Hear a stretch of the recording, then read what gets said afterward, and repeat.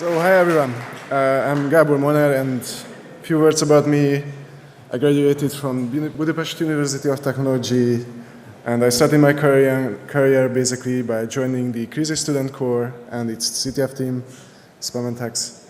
And currently I work as information security engineer at Google Switzerland, and this talk is about the Google VRP, short for Vulnerability Reward Program.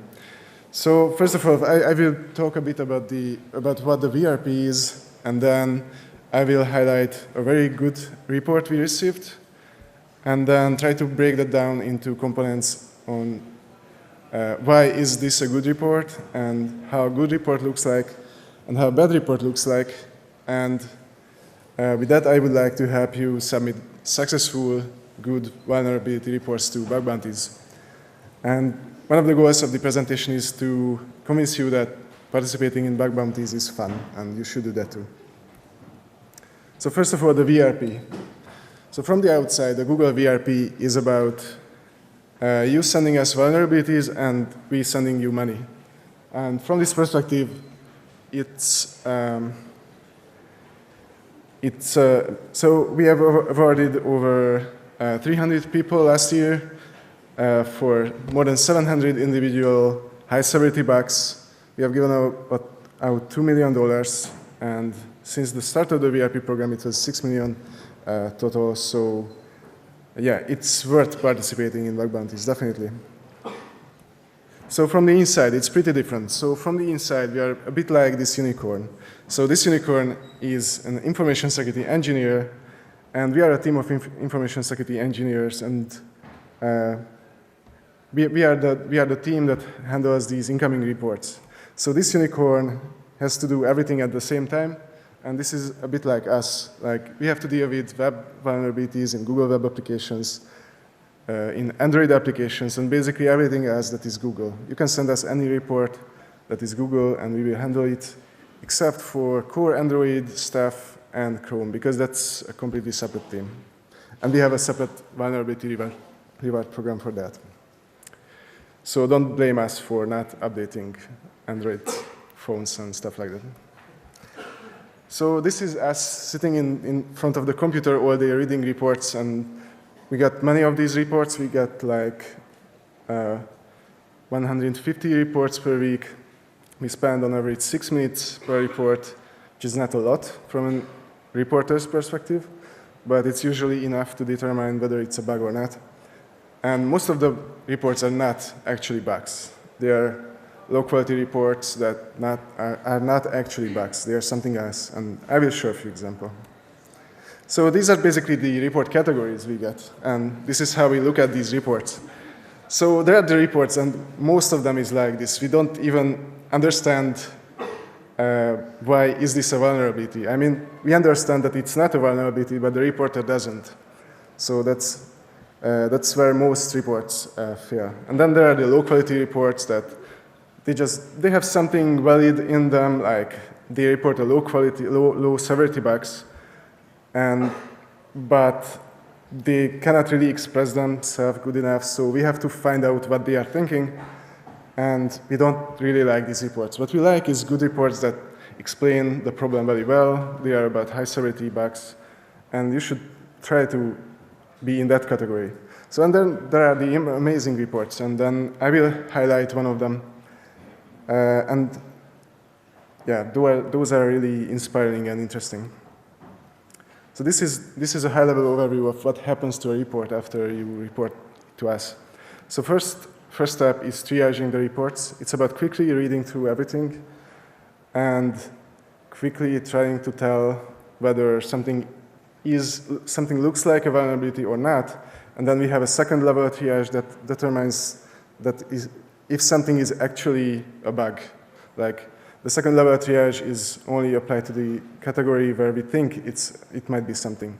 The other category is, we deal with the other category differently, but I won't go into that very much. So what we do is try to reproduce the bug and then find duplicates. We assess the severity of the bug. We report to the product team, and so most of these things we do are in collaboration with the product team. So for example, they also try to reproduce the bug, And they also try to find duplicates because they know their products better. We are generalists. We don't know each of the products Google has in detail, and so we need the product team's help in that. And after that, there's 2 separate tracks for these bugs, and one of them is the bug fix track, where product teams actually fix the bugs. And then we have a follow-up for that. And so we call this remediations, and this is about looking at a lot of the reports we get from a high-level perspective and determining whether there are trends or we have products that are particularly vulnerable or that are very bad from a security perspective. And then we try to start remediation, so-called remediation projects to do something with these products. Or it can even be a remediation project for a new kind of vulnerability that we see very often. So that's one track, and the other one is rewarding the researcher. And this begins with a panel, which is a group of, which is a subgroup of our team, which consists of the most experienced members of the team. They determine whether we want to reward a bug or not, and then if we want to reward a bug, then they determine the amount we reward for the given bug.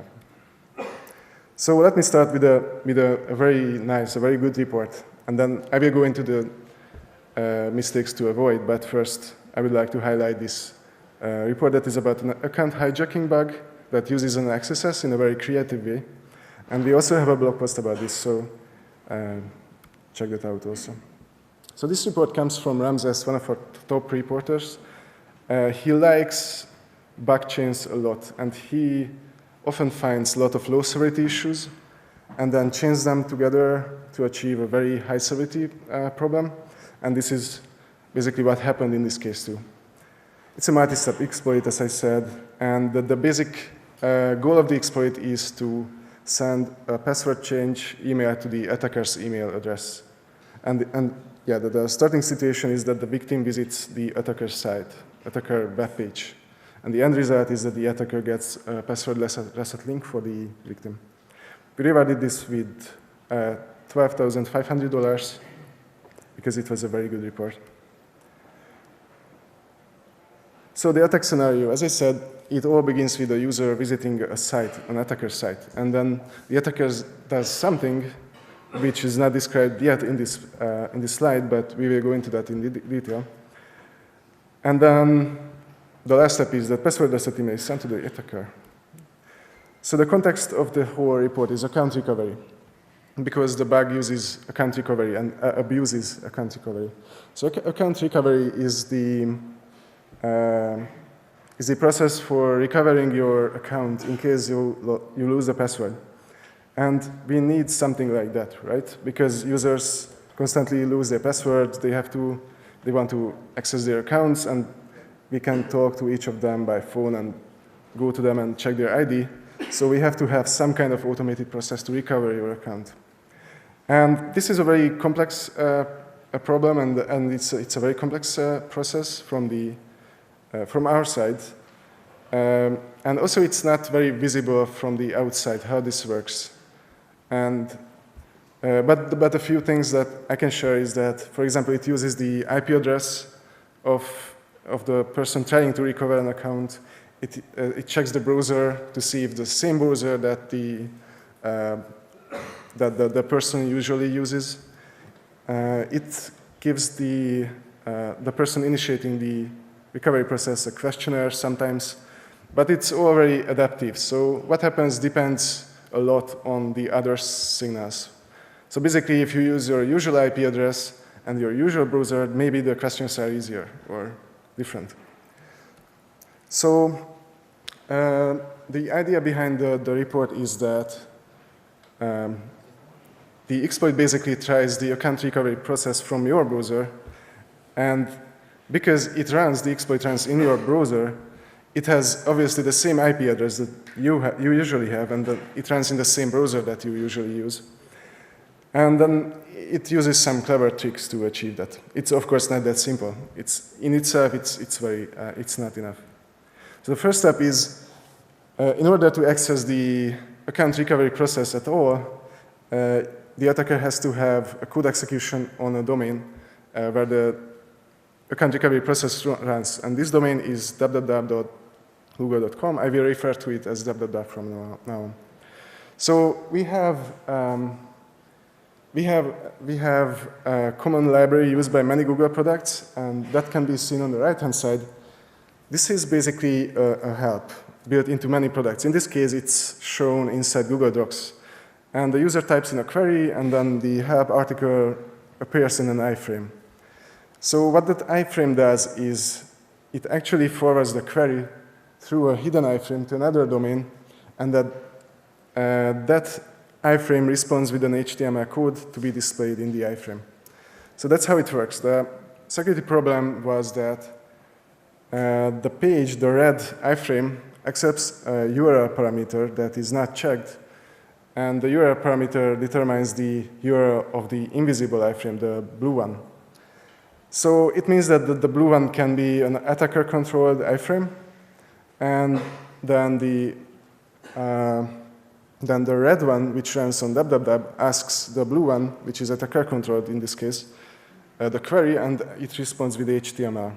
And obviously, then the red iframe injects the HTML in its own page, and then we have XSS. We have code execution on www. So I won't talk about a lot about the fixes we applied, but in this case, it's interesting, so I will mention it. So the question the product team had is that, is it a good fix to check the URL and then instantiate the iframe, the blue iframe, only if the URL is trusted, like it runs in a Google domain or something like that? And the answer is it's not, because it is possible to navigate an iframe of another page that you don't own to any URL, basically. So if an attacker page opens this one in a new page, it has a reference to the window.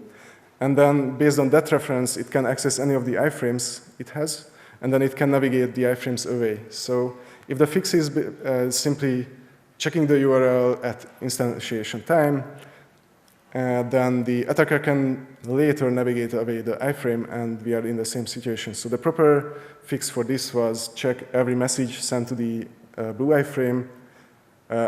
Check every response received from a blue iframe and check if it's on a trusted domain or not. And this was actually the good fix. So the second step the exploit does is actually starting the recovery process, because now it runs on www domain. So it has access to the form used to start the account recovery process. And this is how it looks like. It checks that I don't know the password. I don't know the password. This is the first step, and the only thing you have to enter is your email address. It's the victim email address. So the next step is an interesting from the perspective that it runs on a different domain. So once you have the XSS on www, it's not enough to complete this step, because this step is on a different domain, and you can manipulate this page only from this exact domain. So the solution the reporter chose was, so he observed that so after the previous step and before reaching this step, there are a series of redirects. And the last redirect step is still on the www domain, which means it is able to read it. And the target URL contains a token, which is the EST token. And using that token, you can transfer that token to the server side, repeat the last redirect step, and then receive another token that was used on accounts.google.com domain. And with that token, you can submit the form that basically simulates clicking on continue in this case. So what he did, so this token, the last token in accounts.google.com, was used as CSRF protection.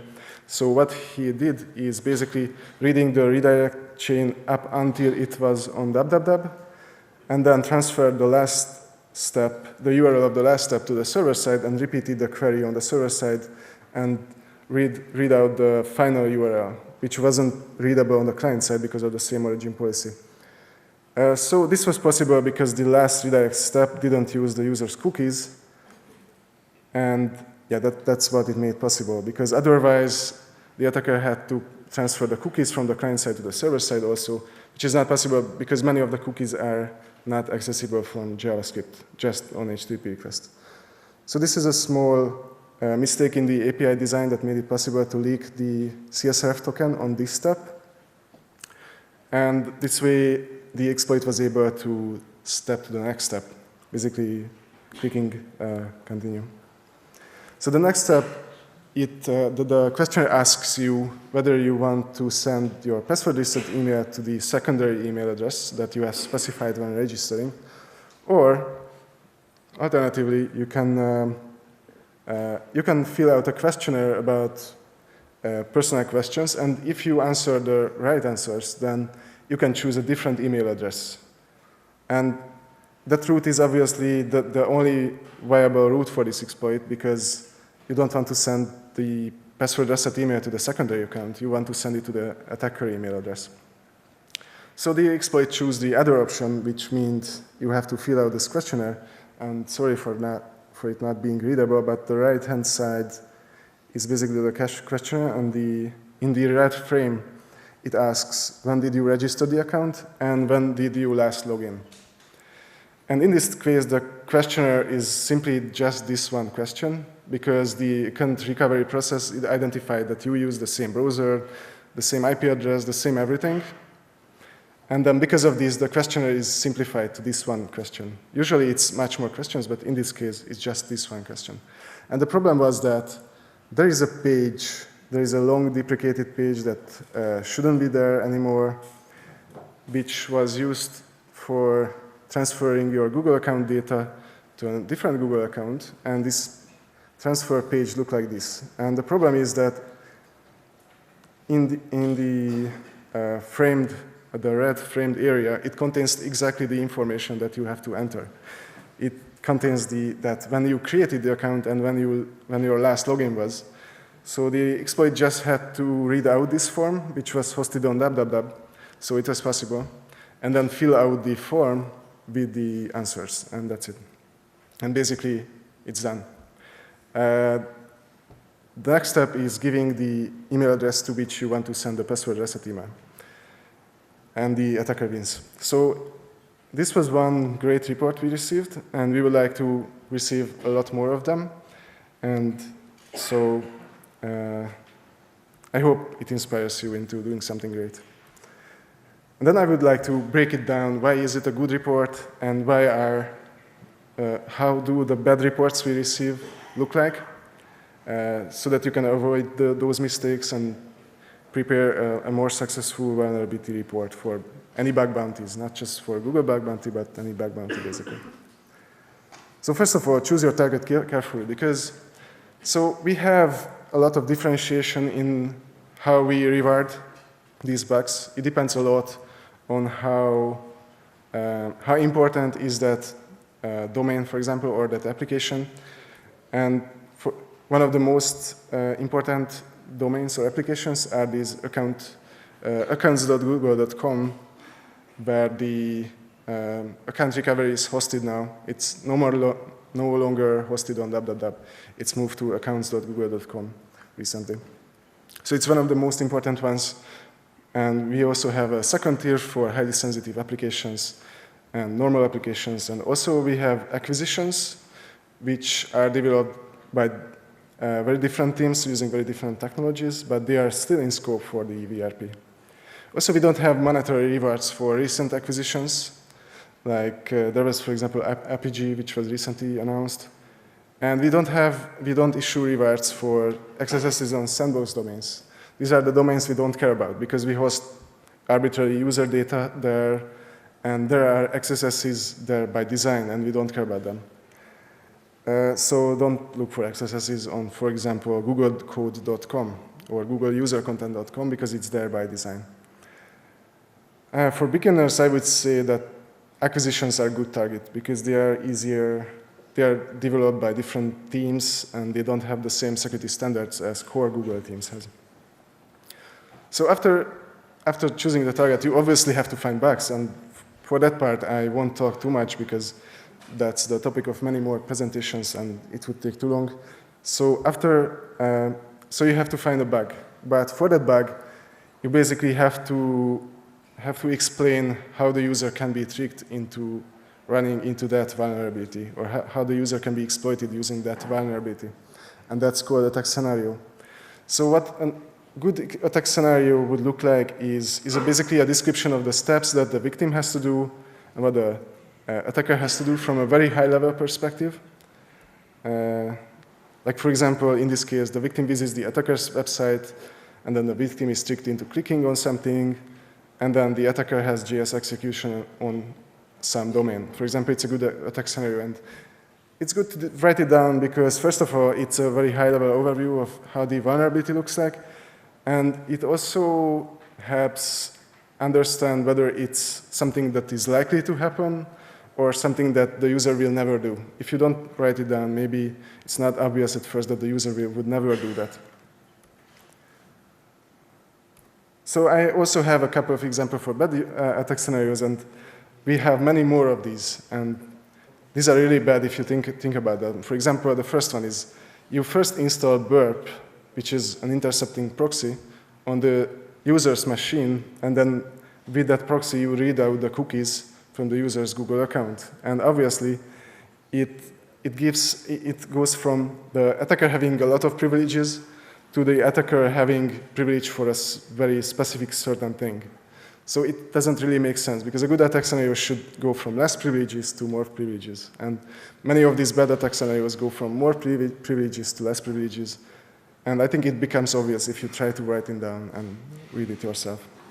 So for example, another one, the victim opens an attacker website, and the attacker website uses a Chrome UXSS, which is a universal XSS, to read cookies from google.com. Yes, it's possible because with the UXSS, you can do anything in a browser. So you don't have to say it to us that you can also read Google cookies. And also, we can't fix it because we are not the Chrome team. So if you find a UXSS, then you should report to the Chrome team. If it's a UXSS found by someone else and you are using it, you are probably doing it wrong.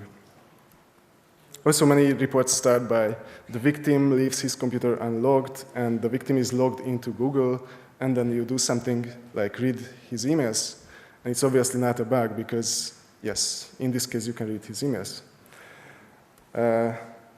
Also, it helps a lot if you include a proof of concept for your vulnerability. Like, how do you exactly exploit it, or just describe it in a very detailed way so that we can imagine how the proof of concept would work. So, for example, you host it in your own web page, and then it exploits an XSS, and also, if you describe it in more detail by step by step, then that's even better. Also, you don't have to really use the exploit against real users.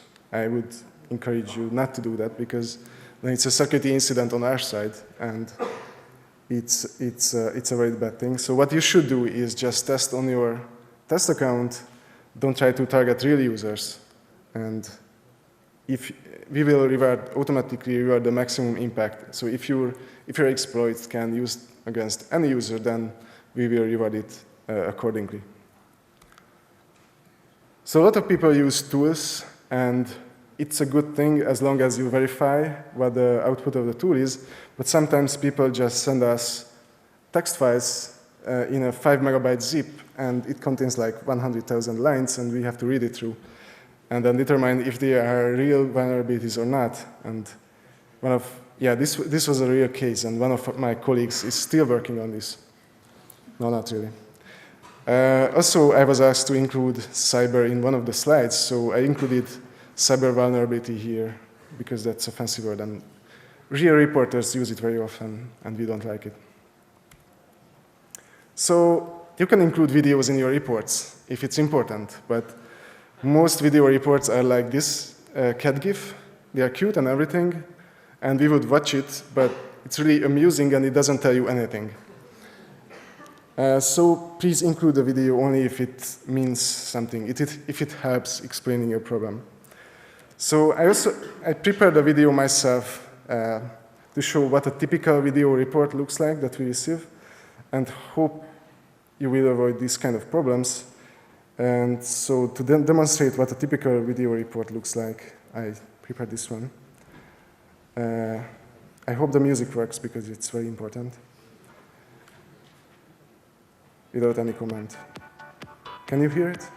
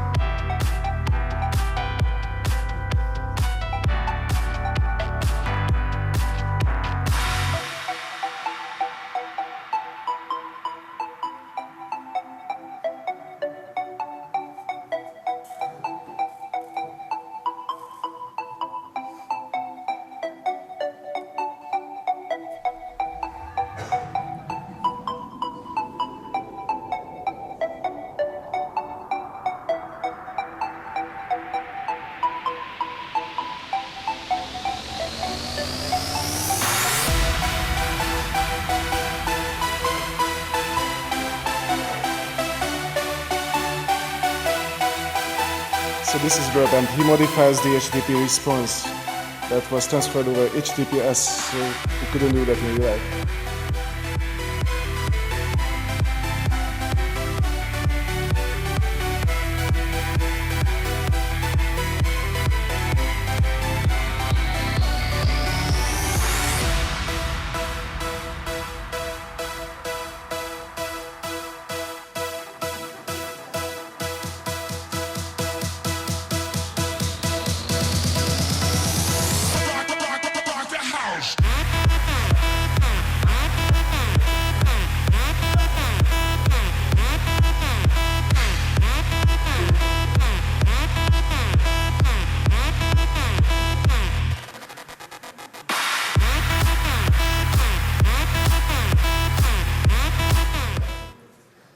Yeah, thanks for watching.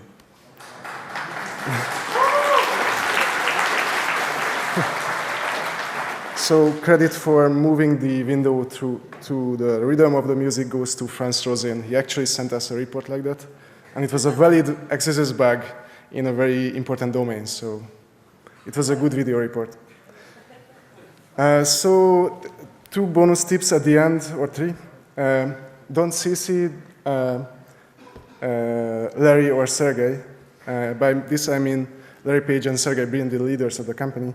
And also don't CC Gerhard, who is the vice president of privacy and security. And people do that, and it doesn't help. We don't prioritize those reports. And this is one real report a Russian hacker sent us, and I will read it out because it's important. I have 2 SQL injections I am willing to sell you to fix it. That is $20K. Payment only accepted by Bitcoin. Don't pull magic tricks, or they will be sold on the black market. In Russia, SQL injection hacks you, or something like that. You can call up FBI, FSB, Interpol, I don't care. You know what you have to do it or don't. So we thought a lot about it, and in the end, we decided not to do it. So yeah, it doesn't help if you threaten us. Also, you can hack for charity because we double rewards donated to charity.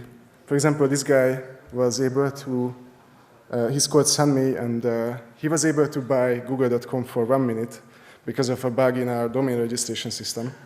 And we awarded him 6,000, but he donated it to the Art of Living India, so we doubled it, and it was 12K in the end to charity. So bonus tips for beginners. It's easier to start with acquisitions which have different security standards than the core Google applications. Also, we have this Bug Hunter University, which contains articles about how to write good reports or what are the mistakes to avoid. Also, be persistent. If you don't have the success on the first weekend, you try bug bounties. Success will probably come later. We have several reporters who started by sending these low-quality video reports, for example, and then became very successful researchers. A few of the top researchers we have started from there. And that's it. Thank you.